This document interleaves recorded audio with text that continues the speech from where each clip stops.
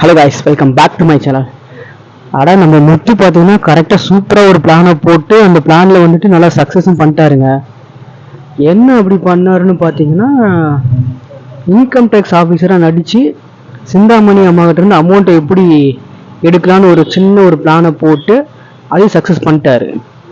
நம்ம ஸ்ருதி, ரவி, அப்புறம் முத்துவோட ஃப்ரெண்டு, இவங்க எல்லா 4 பேரை வச்சு கரெக்டாக பிளான் பண்ணி ஸ்கெட்சு பண்ணி சூப்பராக பக்காவாக பண்ணிட்டாருங்க. இன்னைக்கு அதான் பார்க்க போகிறோம். நம்ம சூப்பராக கரெக்டாக செம்மையாக பண்ணியிருக்கிறாரு.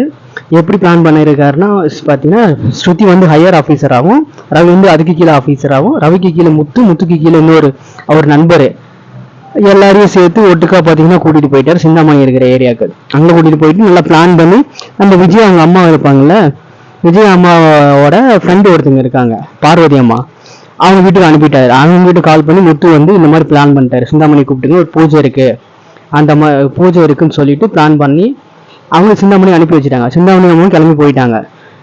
அப்புறம் பார்த்தீங்கன்னா சிந்தாமணி அம்மாவுக்கு கூட வேலை செஞ்சாங்களா, அவங்களெலாம் வச்சு முத்து வந்து ஒரு பிளான் பண்ணாரு. அவங்களாம் போய் பிடிச்சி அமௌண்ட் எடுத்துக்கலாம் அப்படின்னா, அதே மாதிரி கரெக்டாக வந்து அமௌண்ட் எடுக்கிறதுக்கு போறாரு. ரவி பார்த்தீங்கன்னா ரொம்ப ஒரு மாதிரி பயந்துட்டு என்னடா ஏதாவது மாட்டினா ஏதாவது ஆயிருமா அப்படின்னு சொல்லிட்டு அவரும் ரொம்ப பயப்படுறாரு. முத்து வந்து அதுக்கு சொல்றாரு, மாட்டினாலும் போலீஸ் கம்பெனிலாம் கொடுக்க முடியாது, கொடுத்தாலும் சிந்தாமணி தான் மாட்டுவாங்க, ஸோ நீ அதை பற்றிலாம் வந்து கவலையே பட வேணாம் அப்படின்னு சொல்லிட்டு அவரு சொல்றாரு. ஸ்ருதி வந்து ரொம்ப கேஷுவலாக வந்துட்டு அவங்க பக்கம் ஜாலியாக அந்த ஆக்டிங் அப்படின்னாலும் சுற்றி வந்து இறங்கிடுவாங்க. ஸோ அவங்க பக்கம் ஜாலியாக அதை வந்து அப்படி பண்ணிருக்காங்க. முத்து பார்த்தீங்கன்னா எல்லாத்தையும் பிளான் பண்ணி உள்ளே கூட்டிகிட்டு போயிட்டாரு. கூட்டிகிட்டு போனோன்னே சுற்றி பார்த்தீங்கன்னா நம்ம ஹிந்தியில் ஃபஸ்ட்டு பேசினாங்க. அதுக்கப்புறமா வந்துட்டு ரவி கிட்ட இங்கிலீஷில் பேசி, அதுக்கப்புறம் முத்து பேசினாரு. முத்துலாம் பேசி அப்புறமா தமிழில் பேசி அவருக்கு புரிய வச்சுட்டாருங்க. அங்கே இருக்கிறவங்களுக்கு புரிய வச்சுட்டாங்க. அப்புறமா பார்த்தீங்கன்னா ஃபோனில் பிடிங்கி வச்சாங்க.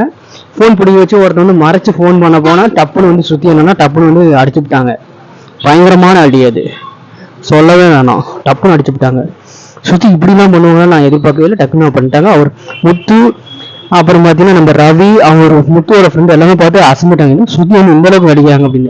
இப்படின்னு தேடி பார்த்தாங்க, எங்கேயுமே கிடைக்கல. லாஸ்ட்டாக பார்த்தீங்கன்னா அங்கே வேலை செய்கிற ஒருத்தர் வந்து மேலே வந்து அம்மாலாம் வந்துட்டு பார்த்தீங்கன்னா பீரோட தான் வந்து வைப்பாங்க, நீங்கள் அங்கே போய் பாருங்க அப்படின்னு சொல்லிட்டான். உடனே முத்துவும் கண்டுபிடிச்சிட்டு இவனே போயிடலாம் நமக்கு அப்படின்னு சொல்லிட்டு, அவனுக்கு நீ எதுக்கு மேலே வந்து கீழே போ அப்படின்னு சொல்லிட்டு அவர் வந்து அனுப்பிட்டு பார்த்தீங்கன்னா பீரோவில் இருக்கிறது அமௌண்ட் வந்து கண்டுபிடிச்சிட்டாரு நம்ம முத்து.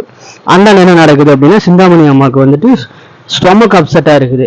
அவங்க ஒரு தடவை பார்த்தாங்க, 2 தடவை பார்த்தாங்க, வண்டியை திருப்புக்கங்க அப்படின்னு சொல்லிட்டு அவங்களும் வந்துட்டு இருக்கிறாங்க. முத்தும் காசு எடுத்துட்டாரு, அவங்களும் வந்துட்டு இருக்கிறாங்க. இன்னைக்கு எபிசோடு முடிஞ்சிச்சு. நாளைக்கு வந்து என்ன நடக்குதுன்றத நம்ம பார்க்கலாம். முத்து வந்து மாட்டுவாரா இல்லை மாட்டாம தப்பிச்சுப்பாரா, மீனா கிட்ட பாராட்டு வாங்குவாரா, இல்லை போலீஸ் கிட்ட வந்து போய் உத வாங்குவாரா அப்படின்றத நம்ம நாளைக்கு எபிசோட்ல பார்க்கலாம். தேங்க்ஸ் ஃபார் வாட்சிங் கைஸ். என்னோட சேனல் பார்த்துட்டு இருக்கீங்க, கண்டிப்பாக பார்த்துட்டே இருங்க. சப்ஸ்கிரைப் பண்ணிக்கோங்க கைஸ், சப்ஸ்கிரைப் பண்ணாமல் விட்டுறாதீங்க. நம்ம நெக்ஸ்ட் வீடியோவில் பார்க்கலாமா? Bye guys.